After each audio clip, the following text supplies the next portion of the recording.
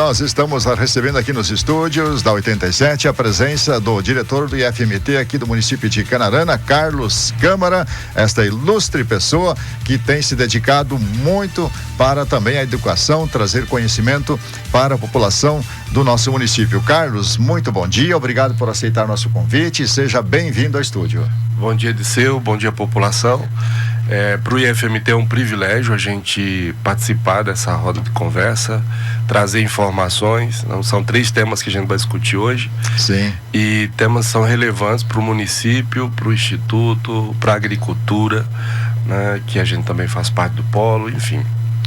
Certo. Sobre o primeiro tema, o processo seletivo, como é que está o andamento, Carlos? A gente teve uma procura esse ano significativa, né? É um processo seletivo que ele vai até dia 30 de agosto, né? Para pagamento, não tem pagamento de inscrição, perdão, até 31 de agosto, porque esse ano a gente não fez cobrança de inscrição para os candidatos aqui.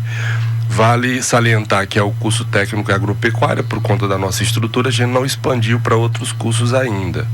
Mas é importante a gente destacar para o jovem que quer fazer um curso técnico, né, a importância da formação técnica para a empregabilidade, né? O Instituto Federal ele tem essa característica, é uma unidade centenária aqui no estado de Mato Grosso, Canarana, a gente está completando aí 4 anos nessa nova versão. Né? O curso técnico agropecuário ele acompanha hoje o desenvolvimento econômico do nosso município, da nossa região.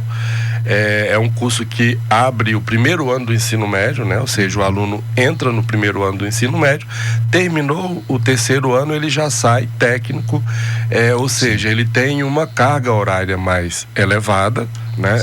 Vale salientar que é um curso matutino, a gente tem integrado em um turno. Para ingressar ele precisa ter concluído com êxito o ensino fundamental, o 9º ano, né? Mas essa obrigação para inscrição ainda não é requerida. Para inscrição ele precisa apresentar apenas o histórico escolar, né? Entra no site seletivo.ifmt.edu.br, o edital 149. No edital 149 ele se inscreve no nosso portal, opta por Canarana. E tem observações dentro do edital que vai contemplar algumas categorias. Por exemplo, se o aluno ele estudou só em escola pública, ele vai para um quadro de privilégio, ou seja, ele vai concorrer só com quem estudou em escola pública. Se ele teve uma parceria com instituição privada e foi bolsista, ele coloca que ele foi estudou em escola pública, bolsista em particular. Ele também entra nesse grupo, né? Mesmo assim, tem um grupo de ampla concorrência que abrange todos os outros estudantes que não entraram nessa cota. Para indígena, para pardo, para negros, também tem uma reserva de vaga para aquelas famílias que o salário da família somado, né, dividido por todos os membros daquela casa, o resultado é menos de um salário mínimo, ele também entra numa outra fatia de privilégio que ele pode acessar mais rápido a nossa unidade. Certo. Carlos, e como é que está a procura nesses 4 anos? Como é que está a procura pelo IFMT? Como é que as pessoas, o jovem, o adolescente, o adulto está preocupado em se profissionalizar? A gente tem lutado muito, eles procuram o IFMT, né? Até pela característica, pela qualidade do ensino que a gente emprega. E aí vale salientar, todos os nossos professores e administrativos, eles têm qualificação para atendimento específico, né? Eu não tenho um professor que dá aula de zootecnia que ele é matemático, não. Ele é zootecnista ou veterinário para dar esse componente. Então isso traz qualidade e traz uma procura. Entretanto, a modernidade, vamos considerar nesse aspecto, tem afastado um pouco o jovem da obrigação da aprendizagem para ser um profissional. Né? A gente observa aí jovens que não se antenam em relação à atualização da sua profissão. Não no nosso caso. No nosso caso a gente tem aulas de manhã. Se o aluno ele tem uma dificuldade de aprendizagem, a gente convida a família e organiza um horário para ele ir para o reforço. Além do reforço, a gente tem outras atividades que a gente envolve esse aluno.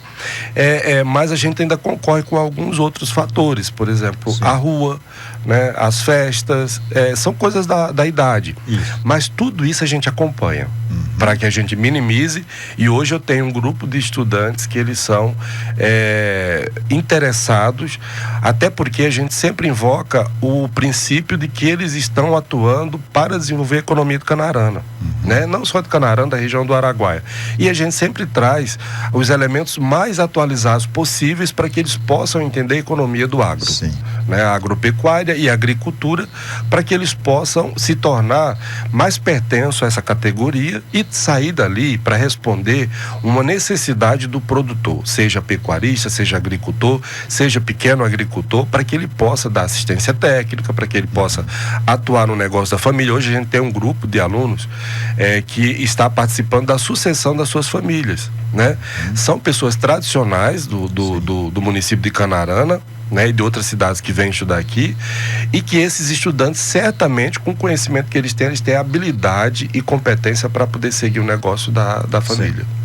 Carlos, é uma demanda também do agro, principalmente aqui no município de Canarana. A gente sabe que a falta de mão de obra especializada para pilotar essas máquinas modernas que tem hoje. O IFMT também trabalha nessa questão de qualificação? Sim, desde o primeiro ano o estudante ele é convidado a participar das ações de modernização da agricultura. Certo. Né? Por exemplo, um componente curricular que eu ofereci esse ano, tem um outro professor, por conta da gestão não dá para a gente ocupar, é ele entender a tecnologia que tem hoje dentro dessas máquinas, né? A tecnologia embarcada, e que hoje é um investimento alto do produtor brasileiro, não só do Canarana, mas no Brasil, que faz a nossa agricultura ter uma das maiores produtividades do Brasil. Sim. Né? Do mundo. Certo. E esse estudante nosso do primeiro ano, do segundo, ele tem essa possibilidade de aprender, compreender, não só saber que existe, mas manusear. Sim. Desde o drone até uma colheitadeira, e também a gente está fazendo a inserção dos aviões.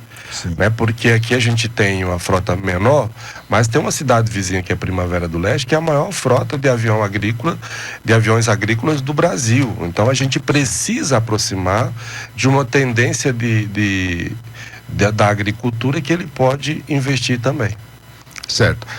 Carlos, também com relação à questão da estrutura física do polo, vocês estão aí também com o início dos trabalhos da terraplanagem, vocês já receberam, já estão aí com o recurso destinado para a construção predial, é uma estrutura totalmente nova, né? Isso, a gente teve um processo de estacionamento por conta do platô, que a gente teve que fazer uma elevação de terra para poder trazer uma estrutura.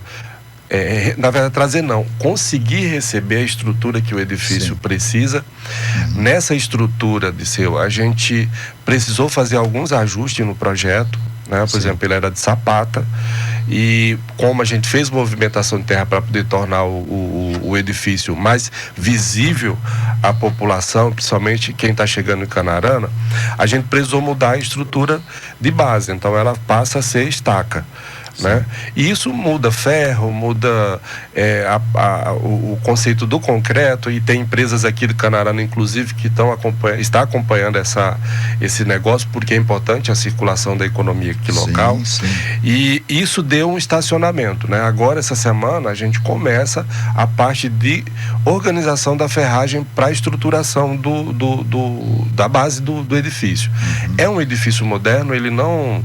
E aí vale observar que, mesmo tendo esse estacionamento, estava previsto no processo licitatório, inclusive a alteração do projeto, e inclusive o tempo que precisaria fazer por conta da compactação.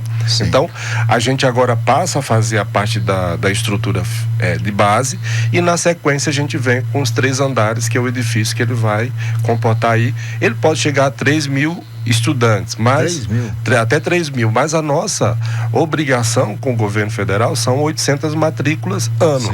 Então a gente tem aí, abrir curso de pós-graduação, curso de graduação, porque a agronomia nossa depende desse investimento, os cursos técnicos que a gente vai atender não só a agricultura, mas outros setores, como por exemplo, a agroindústria por conta de biocombustíveis, que é o próximo curso que a gente vai abrir, né? A irrigação, que é um curso que atende não só a agricultura como a pecuária, enfim, é uma estrutura que a gente vai ter um cartão postal na entrada de Canarana.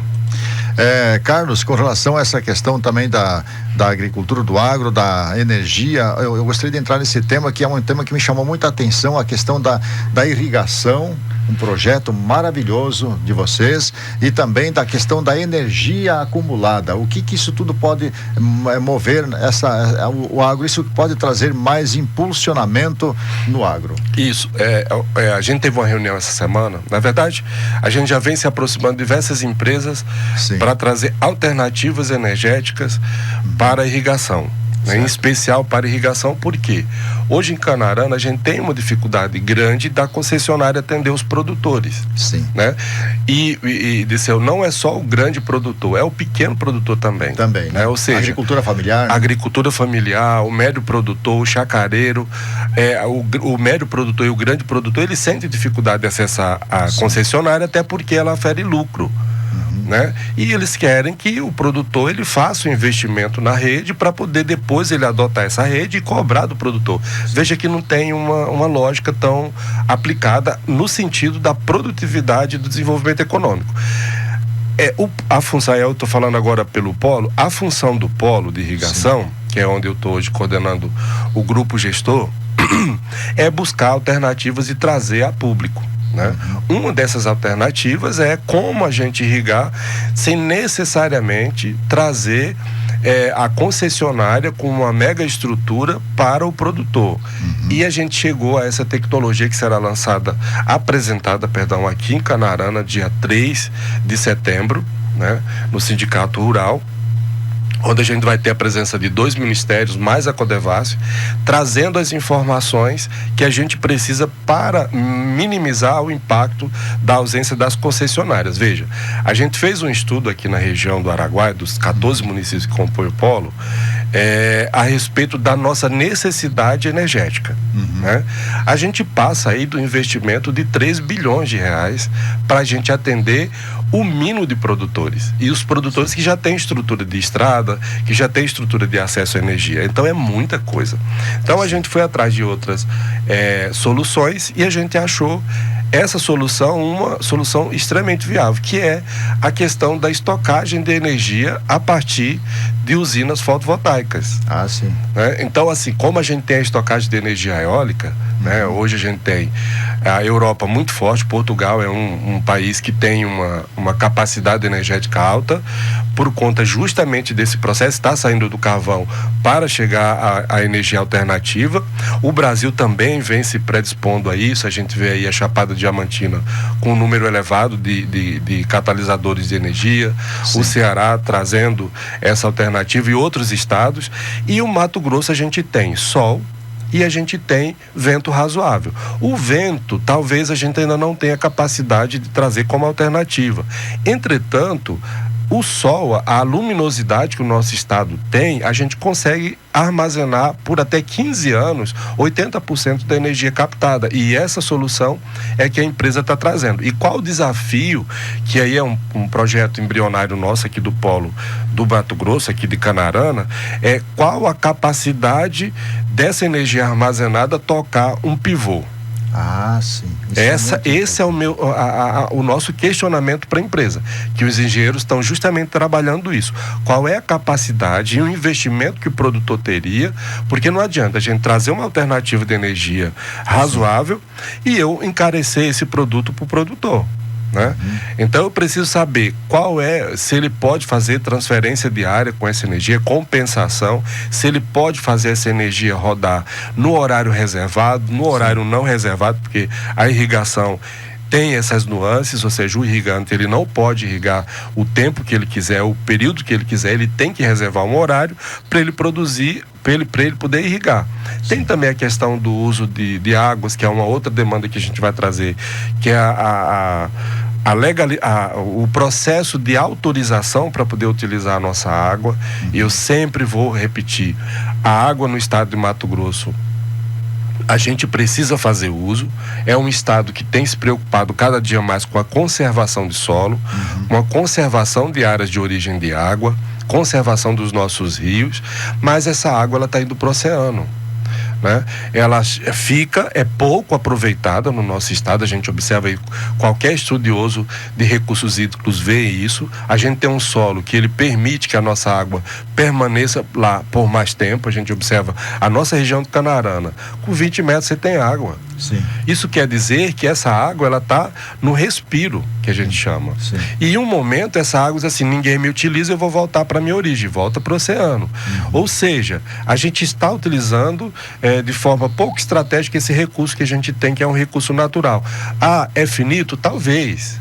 Mas se a gente utilizar com as regras que a gente já tem e estrategicamente, como a gente já tem feito, os irrigantes que já vem fazendo isso, a gente consegue ter aí no nosso município, na nossa região, 3 safras. Isso Sim. quer dizer mais movimentação para a nossa economia, mais segurança para o nosso produtor. E a gente observa aí esses desfazimentos que a gente está tendo na economia, principalmente impactando o agrosetor. Então a gente tem essa alternativa, que aí eu já aproveito e convido os produtores para o dia 3, vai sair um convite para o sindicato fazer essa comunicação com todos os produtores, mas dia 3 de setembro a gente tem uma reunião pública com o Ministério da Integração e Desenvolvimento Regional, com a Codevasf, provavelmente o MAPA deve ter um representante também, Sim. para justamente a gente discutir esses projetos novos que a gente pode trazer aqui para Canarana e fazer um lançamento, que é o lançamento da gente ter 1.000 hectares irrigados com financiamento público, né? Ou seja, financiamento público a gente pode ler financiamento a fundo perdido. Por que é importante isso? Para a gente movimentar o negócio da irrigação em Canarana, que dentro dos municípios do polo, os 3 principais, ele ainda está acanhado. Sim. Carlos, uma curiosidade minha e também a título de informar, uma informação técnica. A gente nesse terceiro item, falando sobre a questão da irrigação e a energia acumulada. A tecnologia está bastante avançada hoje. Qual é a capacidade de acumulação de energia nesses equipamentos para, por exemplo, movimentar um pivô à noite? Como a energia ela fica, vai depender da potência do pivô, né? Mesmo assim, quando você tem o acúmulo de energia dentro de um recipiente, são baterias, né? Sim. Essas baterias, é importante a gente observar, ela não tem acesso nenhum de umidade, de absolutamente nada, né? Uma tecnologia que já estou até dando spoiler, mas que vai ser apresentado no dia 3. Essas baterias, ela tem capacidade de reter essa energia por até 15 anos, dependendo, 15 anos. 80% da energia acumulada, né? Ou seja, é um período muito longo que pode ser utilizado, lógico, retroalimentado, porque se eu tenho um pivô, ele vai precisar de uma força maior, eu vou utilizar mais um pouco de energia e, logicamente, que a usina ela vai gerar essa possibilidade pro armazenador, né? Que é como se fosse uma caixa de transmissão, onde eu tenho ali diversas baterias guardando a energia que é produzida por essa usina.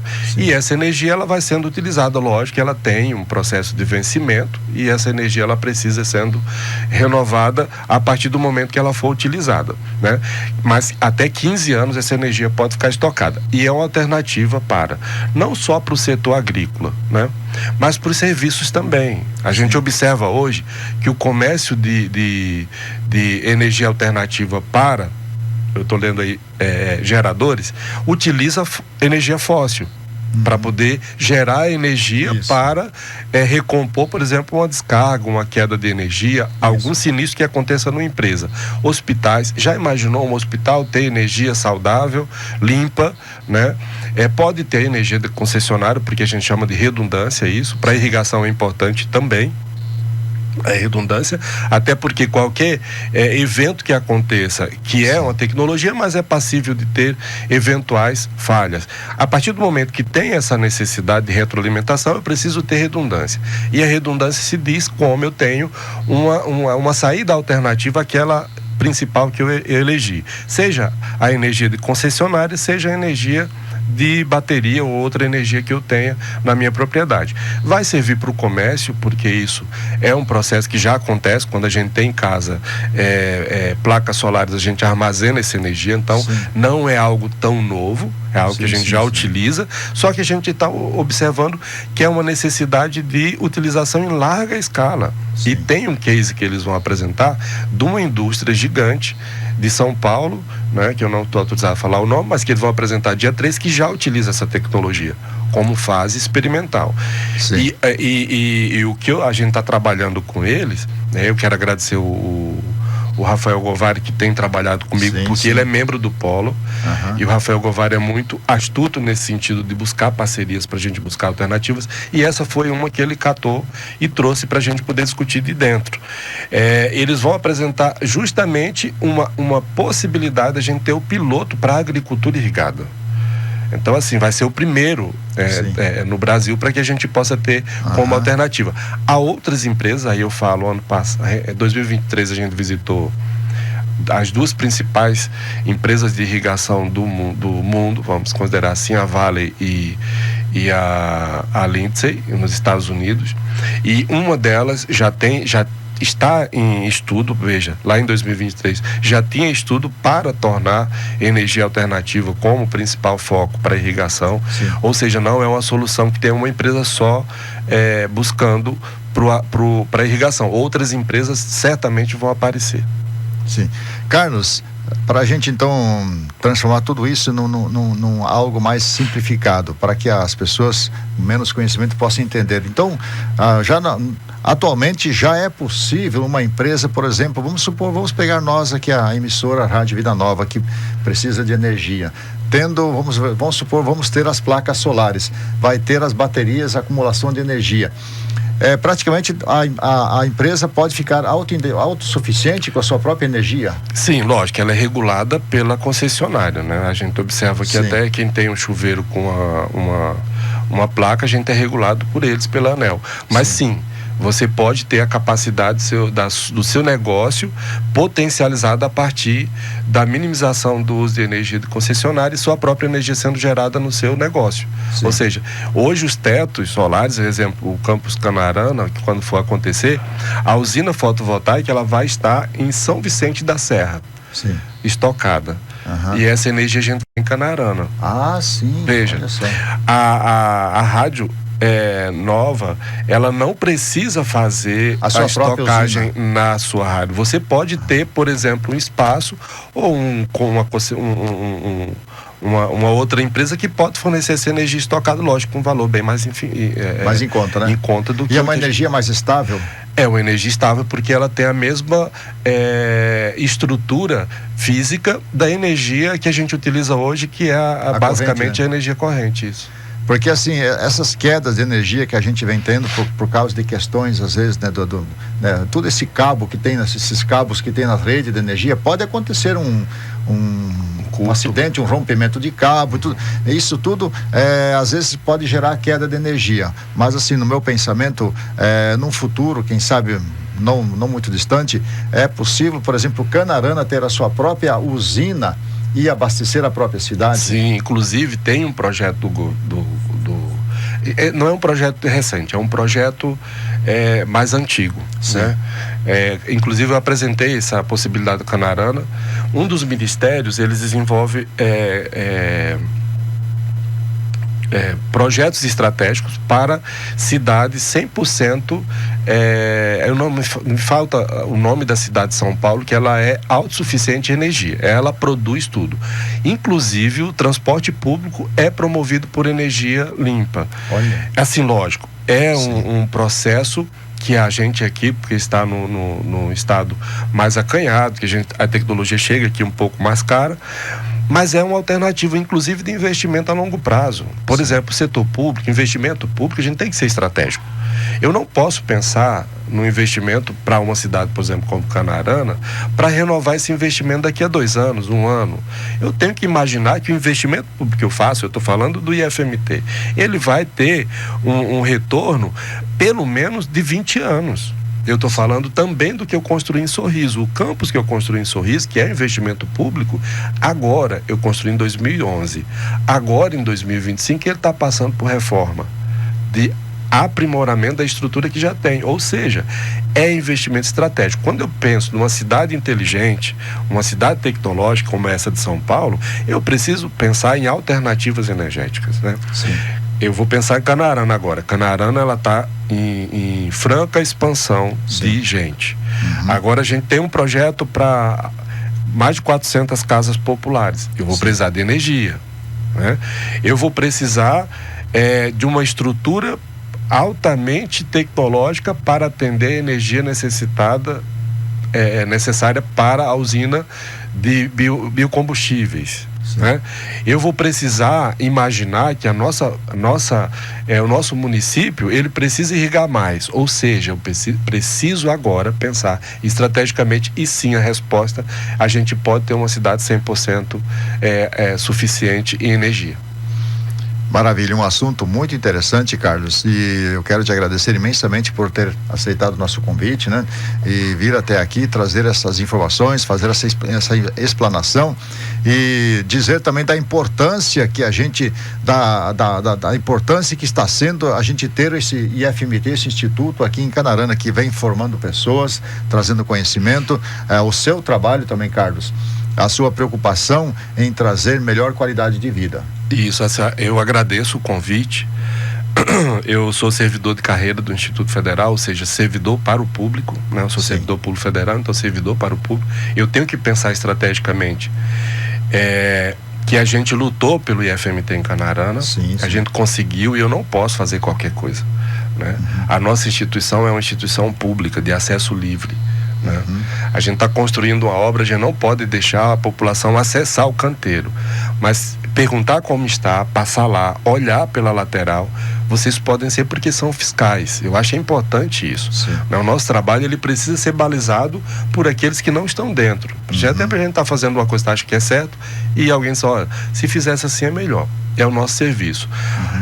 A nossa é uma unidade de educação básica federal, né? O IFMT. Eu nunca vou deixar, por mais que a gente ofereça curso superior, pós-graduação, mestrado, doutorado, mas somos escola pública.